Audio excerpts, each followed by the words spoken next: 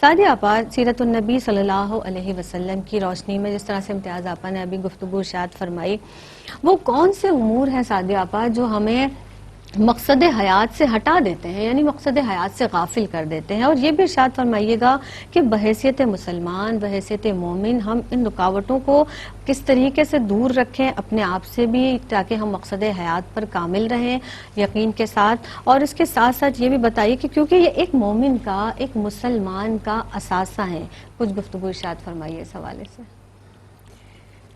بہت عجیب سی بات ہے جو میرے ذہن میں ابھی آئی زینب، کہ حقیقتاً میرا یہ اپنا تجزیہ ہے کہ ہم لوگ نمازیں بھی پڑھ رہے ہیں، بڑے اچھے مسلمان گھرانوں میں بھی پیدا ہوئے ہیں، الحمدللہ سب کچھ چل رہا ہے، لیکن حقیقت یہ ہے کہ ہم مقصد حیات نہیں سمجھ رہے ہیں صحیح ہے کہ ہے کیا آخر، اور کون سے ایسے امور ہیں جو ہمیں غافل کر دیتے ہیں اس چیز سے۔ یعنی ہم نماز پڑھ رہے ہیں، روزی بھی رکھ رہے ہیں ماشاءاللہ، عقیدت سے، محبت سے سب کچھ کر رہے ہیں جو ارکان اسلام ہے، لیکن ہم اس طرف توجہ نہیں دے رہے۔ کیا ہے یہ؟ اس کو اللہ تبارک و تعالیٰ نے سورہ آل عمران ہی کی 114 نمبر کی آیت میں بیان کیا ہے۔ بہت خوبصورت آیت ہے، اور اللہ تبارک و تعالیٰ نے اپنی بات اس طرح سے شروع کی ہے کہ لوگوں کے لیے ان کی خواہشات کی محبت آراستہ کر دی گئی ہے، اللہ آراستہ کر دی گئی ہے، جس میں عورتیں ہیں، اولاد ہے، سونے چاندی کے خزانے ہیں، مویشی ہیں، وہ گھوڑے ہیں نشان والے جو خوبصورت ہیں،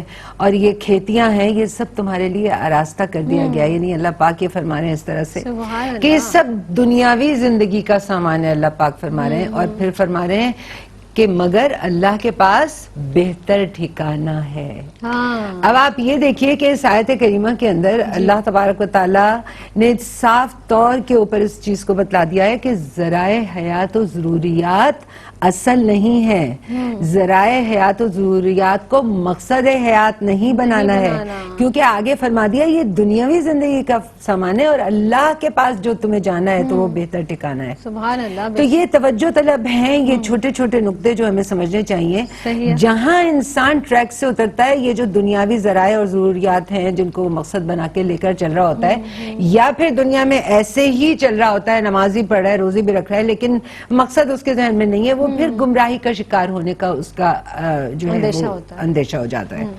دوسرے لفظوں میں یہی امور جو ہیں، یہ جو بتلائے گئے ہیں، یہ انسان کو بلند ترین مقصد حیات سے غافل کر کے پست ترین مقصد میں لے کر چلے جاتے ہیں، جہاں صرف جسم کی آبیاری ہے، دنیاوی لذتیں ہیں، گھر سجا لو، یہ لے لو، وہ کر لو، تزئین و آرائش ہے، بس وہ پھر خود بخود، کیونکہ جب اللہ تبارک و تعالیٰ تو حاضر و ناظر ہے، وہ تو ہر لحظہ حیران دیکھ رہا ہے کہ میرے بندہ اس وقت کون سا قدم اٹھا رہا ہے، کون سی سوچ ہے، کس طرح سے میرے سامنے حاضر ہو رہا ہے، اس کی نماز ہے کہ نہیں ہے، اس کا ذکر ہے کہ نہیں ہے۔ سلمان گھرانے میں پیدا کیا، کتنا بڑا ایک انعام ہے، اللہ نے اپنے حبیب علیہ السلام کا امتی پیدا کیا، کتنی عظیم الشان ہمارے لیے وہ نعمت ہے جس کا ہم شکریہ ہی ادا نہیں کر سکتے۔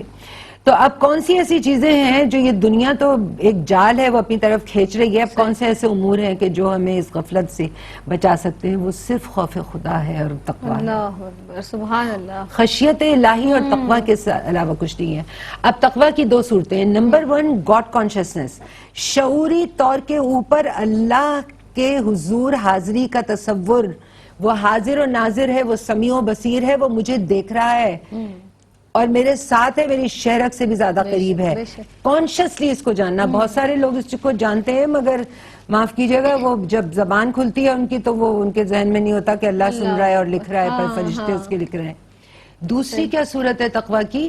پہلی صورت تو گاڈ کانشسنس ہے، دوسری تقویٰ کی صورت ہوتی ہے کانسٹنٹ اکاؤنٹیبلٹی، کہ آپ کانسٹنٹ اپنا محاسبہ کرتے رہیں۔ اللہ نے جو یہ نفس جس کا ذکر دوسرے سوال میں ہوا تھا، نفس جو دیا ہے برائی اور اچھائی کی تمیز کا، تم تو اس کو کام میں ہی نہیں لا رہے۔ اگر وہ کہتا ہے کہ نہیں ایسا نہ کرو، یہ برائی نہیں آج کر لیتے ہیں، کل نہیں کریں گے، یہ جو تھپک کے تم سلا دیتے ہو وہ اچھائی کی جو کیفیت ہے اس کو، تو تمہارے اندر کانسٹنٹ اکاؤنٹیبلٹی آئے کہ کون سی اعمال مجھے اللہ سے دور کر رہے ہیں، کون سے قریب کر رہے ہیں، کون سی چیز ہے جو نیکی اللہ نے فرمائی ہے اور مجھے کرنی ہے۔ کیونکہ جب بھیجا گیا عبادت کے لیے تو آپ اپنی زندگی کے ہر عمل کو، سونے کو، جاگنے کو، اٹھنے کو، بیٹھنے کو، کھانے پینے، سب کو آپ بنائیے نا پھر اپنی جو ہے عبادت. تو جہاں دونوں صورتیں جمع ہو جاتی ہیں انسان میں، یہ گاڈ کانشیسنس اور کانسٹنٹ اکاؤنٹیبلٹی، تو وہ خود کو اس دنیا کی محبت میں پھر گرفتار نہیں ہونے دیتا. پھر وہ یہ جو دنیا کا جال اس کو اپنے اندر سک کرنا چاہ رہا ہوتا ہے، لٹرلی آپ کو جو ہے وہ ہر طرف سے. آپ نے وہ حدیث مبارکہ سنی ہے کہ جبرائیل علیہ السلام سے اللہ نے جب جنت کو آراستہ کیا تو فرمایا کہ آؤ جبریل دیکھو، اب دیکھو میرے کیسی میں نے اپنے بندوں کے لیے بنائی ہے. تو جبرائیل علیہ السلام نے کہا سبحان اللہ، کیا جنت بنائی ہے، اب تو لوگ دوڑے ہوئے اس طرف آئیں گے. تو اللہ نے اس کے چاروں جانب مشقتوں کی باڑ لگا دی. اچھا. جبرائیل علیہ السلام نے فرمایا کہ اب تو بہت کم لوگ اس طرف آئیں گے. جہنم بنایا تو بھی جبرائیل علیہ السلام سے پوچھا، اس کے چاروں جانب ترغیبات کی اللہ نے باڑ لگا دی کہ ساری ٹیمپٹیشنز ہیں، وہی سب کچھ جو دنیا کے اندر ہماری لذتیں ہیں نا، وہ سارا. تو پھر انہوں نے کہا تو یہ دوڑے ہوئے آئیں گے. تو حال یہ ہو گیا ہے کہ جنت آراستہ ہے ہمارے لیے، لیکن ہم اپنے آپ کو دنیا میں غرق کیے ہوئے ہیں. اور جہنم جس کے چاروں طرف یہ لذتوں کی باڑ اللہ تبارک و تعالیٰ نے لگا دی ہے، وہ تمہیں جہنم میں لے کے جانے والی ہیں وہ ساری. جہاں تم اللہ سے غافل ہوئے، اس کی یاد تم بے شک کرے. دیکھو میں کیسے نماز پڑھتی ہوں، میری زبان تو ذکر کر رہی ہے مگر قلب نہیں کر رہا، دھیان ادھر جا رہا ہے.